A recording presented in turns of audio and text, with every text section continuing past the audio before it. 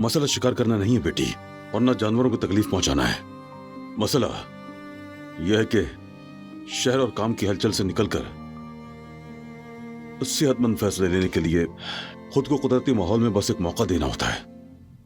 तो बताएं बाबा, कौन सा दुरुस्त फैसला लिया? मैं दोबारा से काम करूंगा। क्या?